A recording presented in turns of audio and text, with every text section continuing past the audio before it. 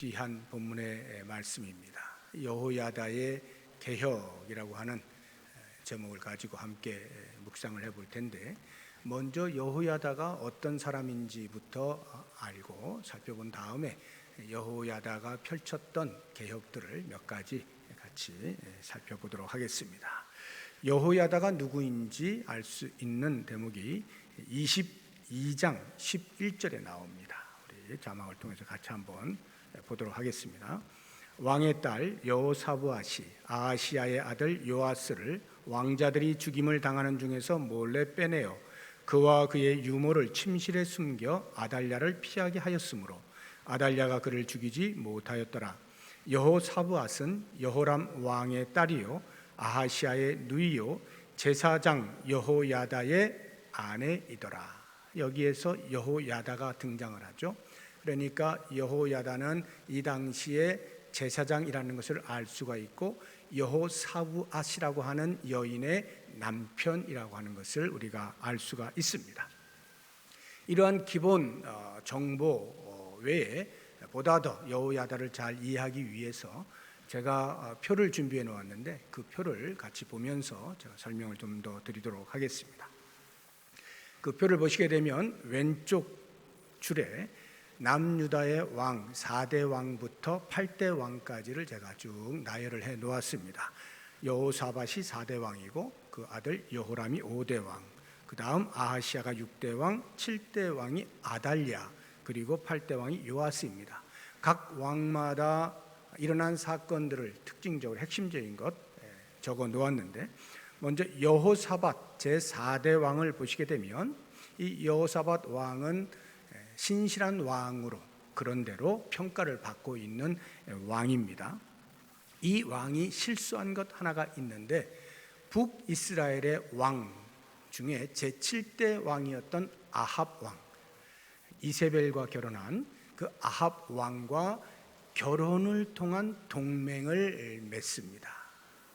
그러니까 여호사밧의 아들과 아합의 딸과 결혼을 시켜서 우리 동맹을 맺읍시다, 이렇게 한 것이 큰 실수로 남게 되어집니다. 왜 실수인지는 뒤에 보면 이제 나옵니다. 여호사밧의 아들 여호람이 아버지의 뜻에 따라서 아합 왕의 딸인 아달랴와 결혼을 하게 되어집니다. 당연히 아합 왕은 북이스라엘 왕 전체가 다 타락한 왕들이지만 특히 아합 왕은 그 가운데서도 손에 꼽죠. 왜냐하면 이세벨이라고 하는 이방 여인과 결혼을 하게 되면서 바알신을 섬기는 일들이 일어나게 된 것이죠. 바로 그 아합과 이세벨의 딸인 아달랴와 결혼을 하게 되니까 비록 남유다라 할지라도 아달랴의 영향을 받지 않을 수가 없게 된 것입니다. 그래서 이 여호람이 타락을 해요. 결국 하나님께서 여호람을 치십니다. 병이 들게 하죠.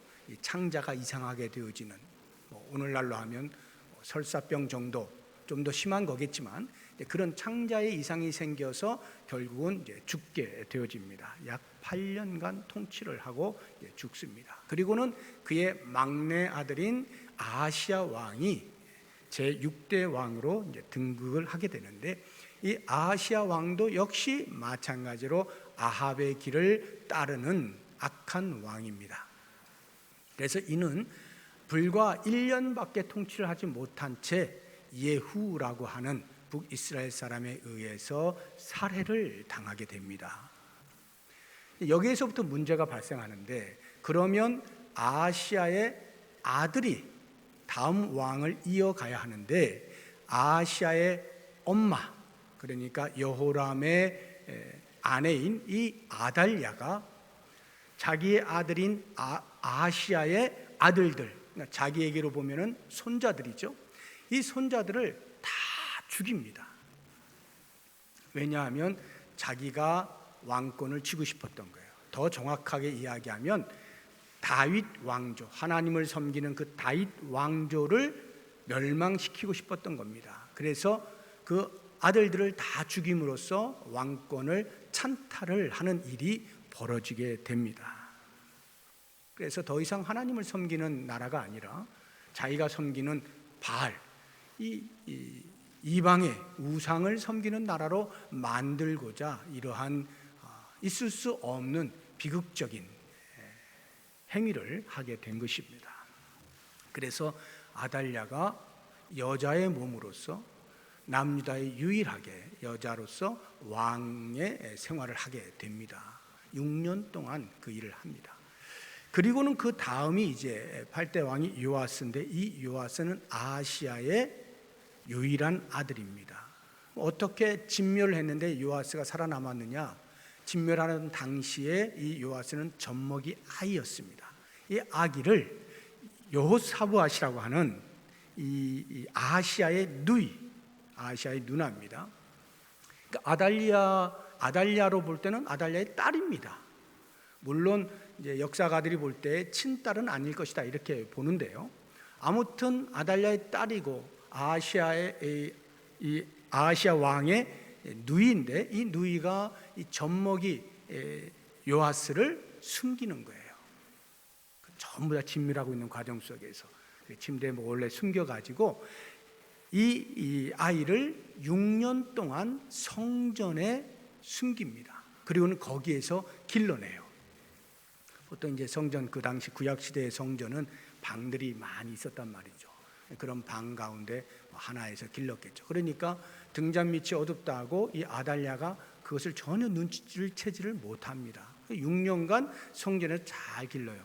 그때에 그 성전의 제사장이 여호사부앗의 남편이었던 것입니다. 그러니까 여호사부앗과 여호야다가 이 요아스 왕을 길렀다라고 하는 것을 알 수가 있어요.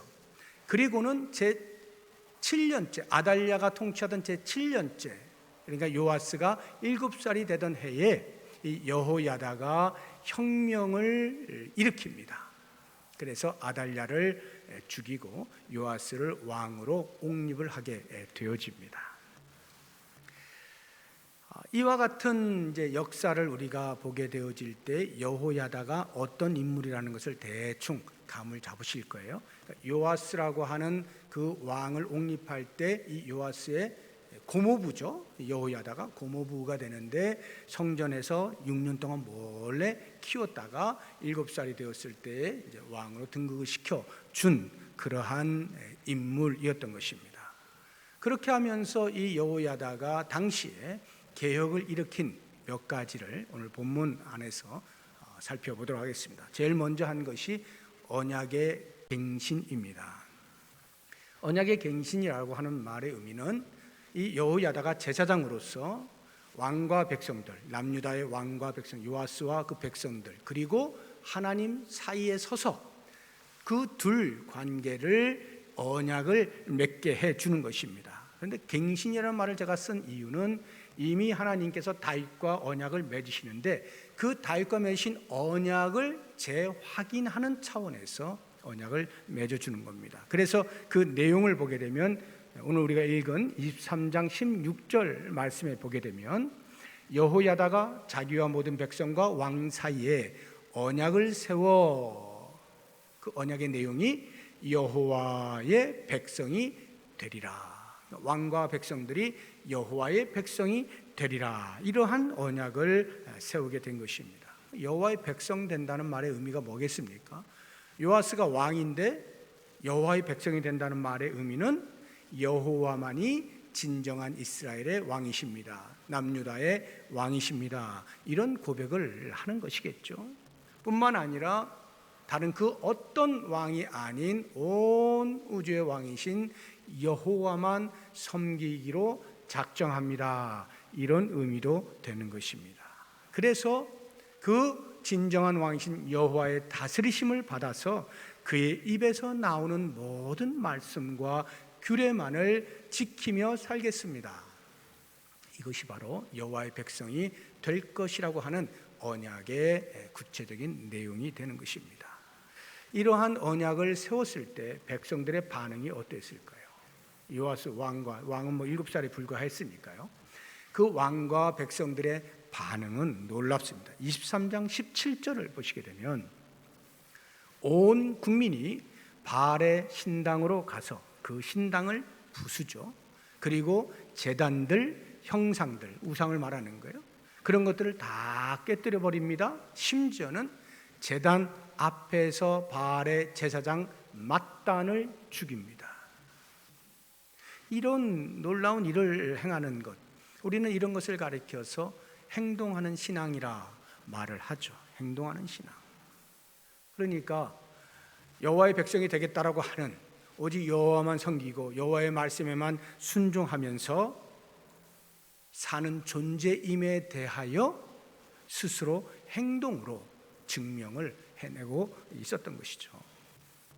우리가 이와 같은 모습을 보면서 묵상을 해볼 것은 이 여호야다라고 하는 인물이 신약의 예수 그리스도를 예표하는 자로 볼 수가 있어요. 예수님께서 십자가에서 온 인류의 죄를 속죄하시고 대속하시며 죽으신 그 희생의 사건, 이것이 곧 하나님과 죄인된 인간들 사이에서 중개의 역할을 하시는 거죠. 그래서 예수님을 중보자 예수님이라 이렇게 이야기를 하는 거예요. 둘 사이를 화목하게 만들어 주신 것입니다. 그래서 우리는 그 십자가의 은혜로 인하여서 더 이상 하나님과 관계 없는 사람들이 아니라 하나님의 백성으로, 하나님의 자녀로 살아갈 수 있게 된 거예요. 그래서 우리는 그 구원의 은혜를 날마다 되새기면서 기리면서 찬양하고 노래하고 감사하며 살게 되는 것이죠. 그런데 이 은혜를 되새기고 감사하다 하는 것으로 끝나지 아니하고, 성도된 우리들은 마치 이 당시에 백성들이 보여주었던 반응처럼 우리의 마음 가운데 혹시라도 형성되어진 어떠한 우상은 있지 아니한지 살펴보는 것입니다. 우리도 모르는 사이에 형성되어진 죄의 습관들은 없는지 살피는 거예요. 그래서 그러한 것들을 제거하는, 행동하는 신앙인이 되어야 하는 것이죠. 우리의 삶에서 지금도 여전히 우리 마음 가운데 찾아오는, 우리도 모르는 사이에 하나님보다 더 사랑하는 그 어떤 것들에 대하여서 과감하게 부수고 깨뜨리고 제거하고 벗어내 버리는 이러한 일들을 해야 되는 거죠. 이러한 행동하는 신앙이야말로 우리가 진정으로 하나님을 왕으로 섬긴다라고 고백하는 그 고백을 삶으로, 행동으로 증명해 내는 것임을 꼭 기억하면서 우리도 모르는 사이에 찾아오는 어떠한 죄의 형태들 민감하게 살펴보면서 그것들을 제거해내고 하나님의 백성으로 바르게 살아가야 할 것입니다. 두 번째로 여호야다가 개혁을 일으킨 것은 성전의 제사 제도를 정비하는 일입니다. 성전의 제사 제도를 정비한다 하는 말은요, 이미 우리가 앞서 그 왕들을 보았지만 제5대 왕인 여호람부터 해서 6대 왕 아하시야, 7대 왕 아달랴에 이르기까지 약 15년 정도가 흘렀는데요, 그 15년여 기간 동안에 여호와 신앙이 완전히 초토화가 되어버리죠. 우상들이 득실거리게 되어지고 우상들을 섬기는 일이 벌어지게 되어지고요, 그러니까 성전의 제사가 완전히 무너지게 되는 그러한 15년이었던 것입니다. 바로 여기에 이 여호야다가 제사장으로서 사명감을 가지고 이 성전의 제사 제도를 재정비하는 모습을 보게 되어지는데, 제일 먼저 하는 것이 성전의 직원을 세웁니다.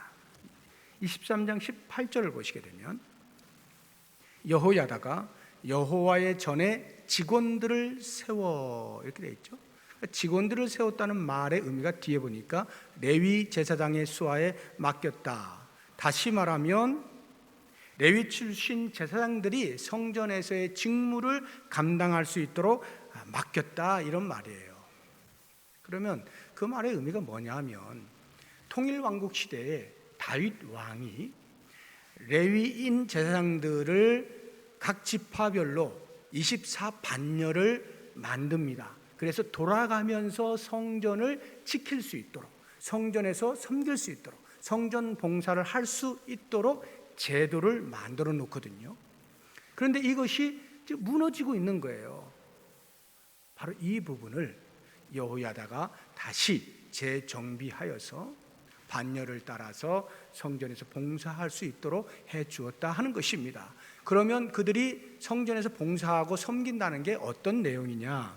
다시 18절 뒷부분을 보게 되면 여호와의 전에서 모세의 율법에 기록한 대로 여호와께 번제를 드리며 자기들의 정한 규례대로 즐거이 부르고 노래하게 하였던 자들이더라 해서 그 반열대로 성전에서 섬기는 이들이 하는 일은 번제를 드리는 일, 그리고 노래하는 일입니다. 무엇을 노래한다는 것일까요? 여호와가 우리의 왕이시다, 여호와가 우리를 다스리신다, 이러한 것에 대한, 여호와가 우리를 구원하셨다, 이런 것에 대한 노래를 하는 것입니다. 한마디로 오늘날로 이해를 하자면 예배를 바르게 드릴 수 있도록 정비한 것으로 이해를 하면 되겠습니다. 그 다음에 또 한 가지 정비한 일이 있는데 그것이 성전의 문지기를 세우는 일입니다. 19절에 나옵니다. 또 문지기를 여호와의 전 여러 문에 두어 무슨 일에든지 부정한 모든 자는 들어오지 못하게 하고, 성전에 문들이 있는데 그 문마다 문을 지키는 문지기들을 세운 것입니다. 그리고는 부정한 자들이 그 성전 안에 들어오지 못하도록 막았다 하는 것입니다. 출입을 통제했다는 것인데, 부정한 자들, 어떠한 자들이 부정한 자들일까요? 그 당시에 율법에 의하면 여러 가지 많은 것이 있습니다만 대표적으로 우리가 이해하기 쉬운 것들이 시체를 만진 자, 또는 유출병에 걸린 자, 또는 피부병, 나병, 이 피부병에 걸린 이런 사람들, 또는 아이를 낳았는데 정결 예식의 기간이 되기 전에 출입을 하는 산모, 이런 경우들이 전부 부정한 자들이 되겠습니다.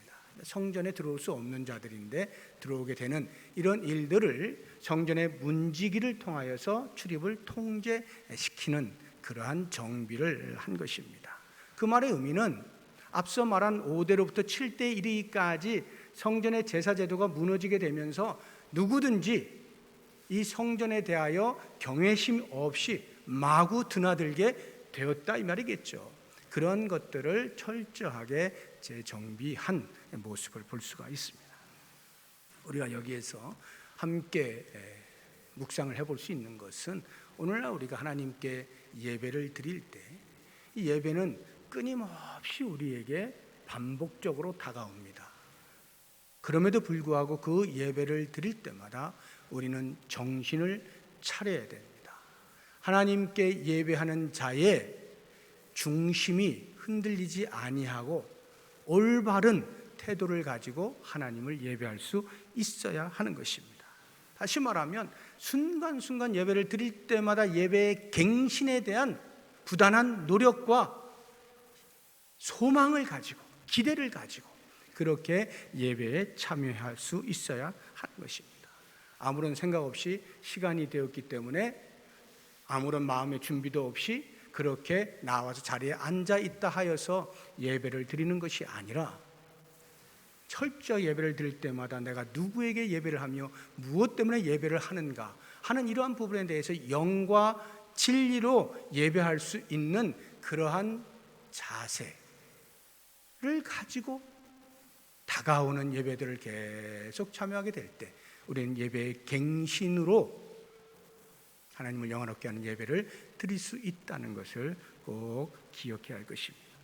또 하나, 성전 문지기를 세웠다라고 하는 것을 어떻게 우리가 오늘날 적용을 하겠는가 하는 것은 이 교회에 요즘 많이 볼 수가 없는 일입니다만 권징이라고 하는 것이 있습니다.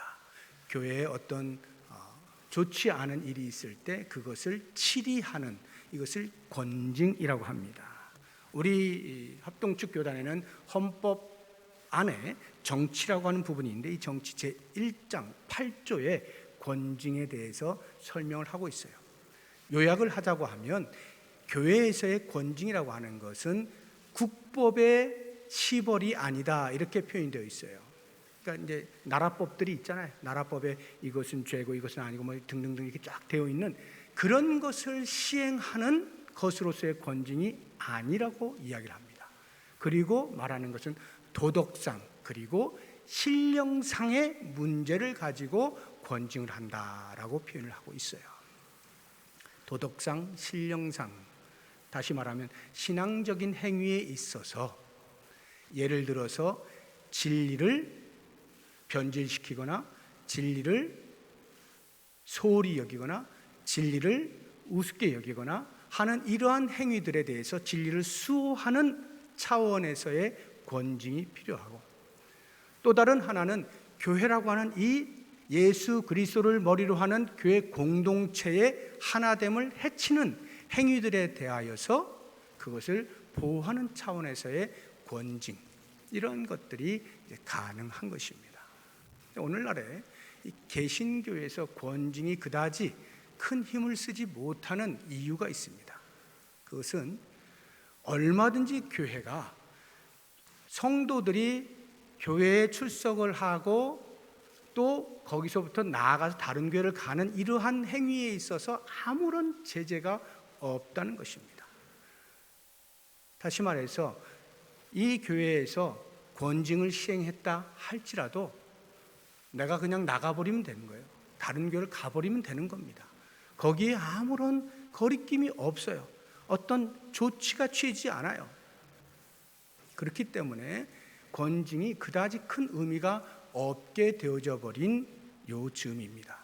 그럼에도 불구하고 교회는 반드시 교회 자체를 진리를 수호하고 하나됨을 보호하는 차원에서의 어떠한 형태의 치리와 권징은 반드시 있어야 한다 하는 것입니다.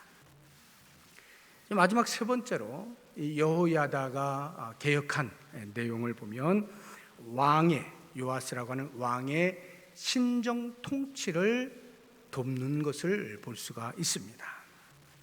여호야다가 성전에서 요아스를 젖먹이 때부터 6살 때까지 키웠다고 했잖아요. 자기 아내와 함께 그렇게 키우는 동안에 신앙교육을 철저히 시키는 것입니다. 뿐만 아니라 7살이 되어서 왕으로 이제 등극을 하죠. 그때로부터 여호야다가 죽는 날까지 여전히 신앙교육을 철저히 지키는 것을 볼 수가 있습니다. 우리 24장 2절을 보면 이렇게 표현을 해놓고 있어요. 제사장 여호야다가 세상에 사는 모든 날에 요아스가 여호와 보시기에 정직하게 행하였으며, 요아스가 정직하게 행할 수 있는 모든 신앙교육을 여호야다가 시킨 거죠.